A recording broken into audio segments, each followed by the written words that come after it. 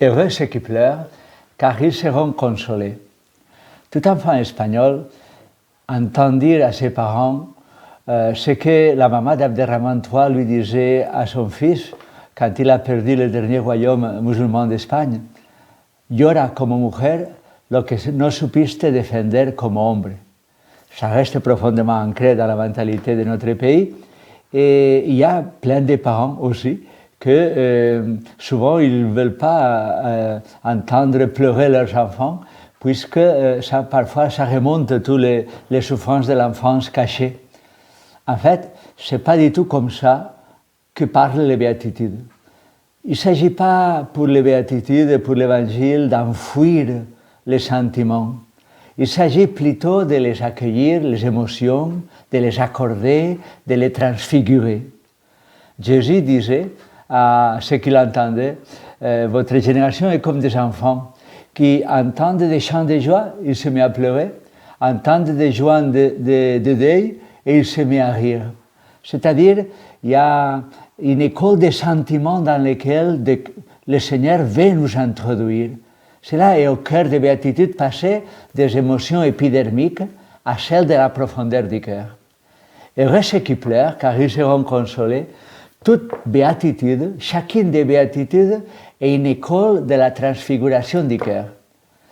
L'époux montre aux disciples que les merveilles de ce qui se passe dans sa chair, les joies qui traversent sa chair vont traverser aussi les leurs. Cela est une des merveilles de l'école de Jésus des béatitudes que souvent sont présentées en futur.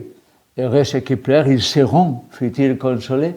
Mais ce n'est pas le futur d'un lendemain inatteignable dans lequel on ne sait pas, ou peut-être seulement dans l'éternité. C'est un futur de celui qui entre dans l'école, qui apprivoise les chemins du maître de Nazareth.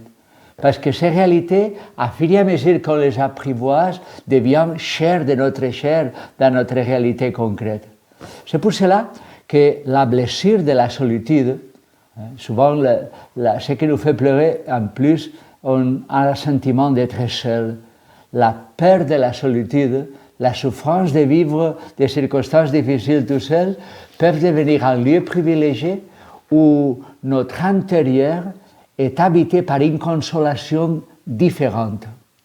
Il y a une phrase d'Isaïe qui me touche beaucoup pour comprendre cette béatitude, et celle d'Isaïe 38, le verset 17, qu'on dit dans les lots de toutes les semaines, « Mon amertume amère me conduit à la paix ». Cela a un sens, c'est vraiment une chose impossible. Comment mon amertume amère me conduit à la paix? En fait, là c'est au cœur même de cette béatitude de bienheureux ceux qui pleurent. Parce qu'il s'agit d'une transfiguration qui se réalise dans le cœur. Pleurer, ça se fait seul. Les impuissances, les souffrances, les frustrations, les absences, la commisération, c'est-à-dire pleurer sur soi, les désirs impossibles et frustrés, la perte de crédibilité, les plaies du cœur, dans la souffrance solitaire, détruisent et meurtrissent l'âme. Elles laissent des névroses continues ou un autisme qui enferme et encapsule de mille manières la personne. Même, je dirais que notre société engendre les pires perversions narcissistes justement dans ce solipsisme dans lequel la personne se trouve. Le malheur le plus profond vient de ces mélanges explosifs des aspirations divines et des cœurs profondément brisés. Une culture sans père qui est la source de l'amour, sans père qui fait sienne les souffrances de ses enfants, les entrailles bouleversées, et une culture qui regorge l'amertume généralisée. Mais l'amertume amère peut conduire à la paix. Ces blessures, qui sont le reflet d'un cœur très divin, peuvent devenir la porte ouverte au cœur qui fait sienne chaque mouvement de notre cœur.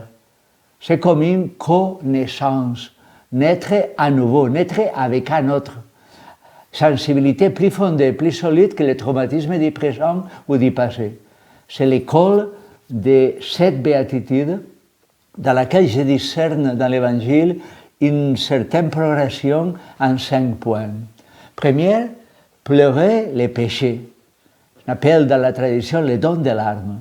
N'est-ce pas le lieu de l'enfoncement? Au contraire, La culpe, quand elle est acceptée et non évacuée dans le cœur du Seigneur, devant le cœur du Seigneur, guérit non seulement de la culpabilité, mais en plus de tous les replis intérieurs qui sont transformés en valorisation impressionnante.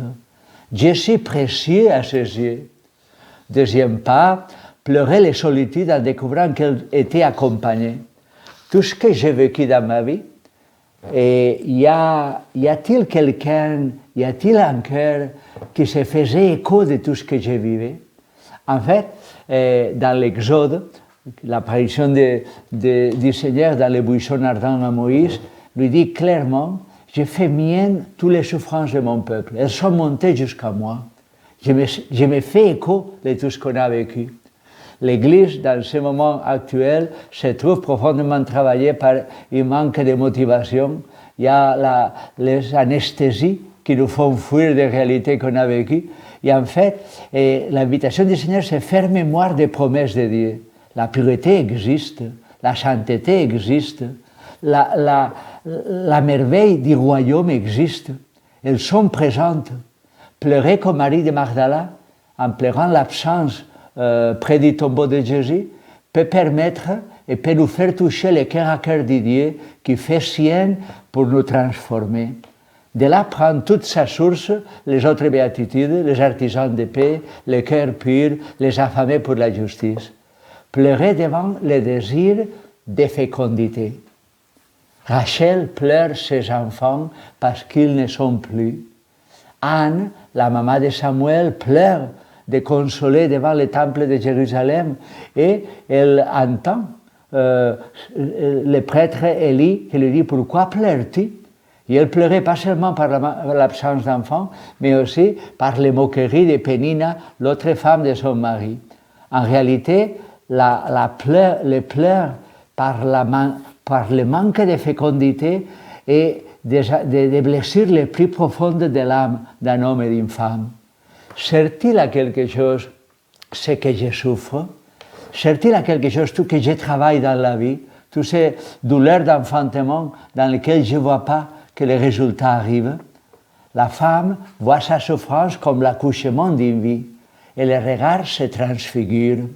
Les douleurs se changent en joie complète de l'enfant qui naît, ou joie énorme de participer à l'accouchement du royaume.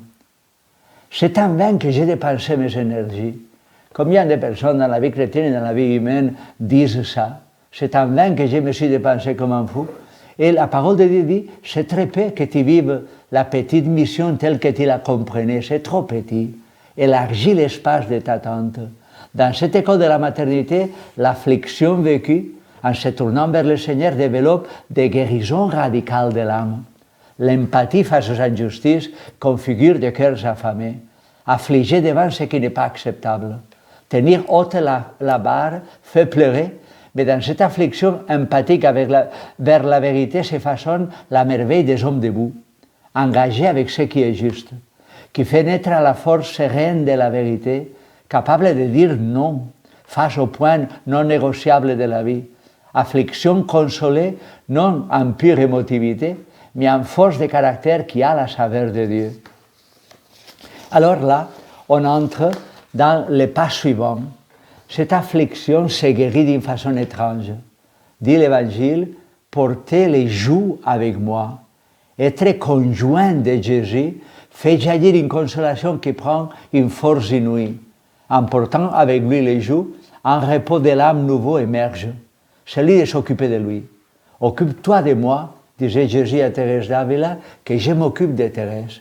Quand on commence à se décentrer pour faire sienne ce que le Seigneur porte dans son cœur, on entre dans la science du cœur de Christ Jésus. Communion des sentiments qui a une puissance intérieure impressionnante, comme dira Saint Paul dans la lettre aux Philippiennes. Communion de cœur, 5e point, au pied de la croix. Dans l'école de Marie, Marie entendait les cantiques du bien-aimé sur la croix. Marie souffrait. Mais cette souffrance n'était pas celle d'un échec total, c'était la souffrance de participer déjà quelque part à ce mystère de l'amour de son Fils qui se faisait sienne les souffrances des hommes. resté debout au pied de la croix, souffrant tout type de calomnie, que c'est la dernière béatitude, c'est un lieu où l'on apprend à pleurer davantage. On ne pleure plus pour soi-même. On pleure avec les larmes de Jésus quand il pleurait devant Jérusalem, Dominus flevit. Non? Si jamais tu comprenais aujourd'hui la salutation qui t'apporte la paix, on apprend à pleurer beaucoup plus. Mais les consolations qui se cachent derrière sont complètement inouïes. Saint Paul les résumait d'une façon merveilleuse. Je me réjouis, attention, je me réjouis quand je souffre pour vous. Et je complète dans ma chair ce qui manque à la passion de Christ en faveur de son corps qui est l'Église. Cette merveille m'a toujours touché.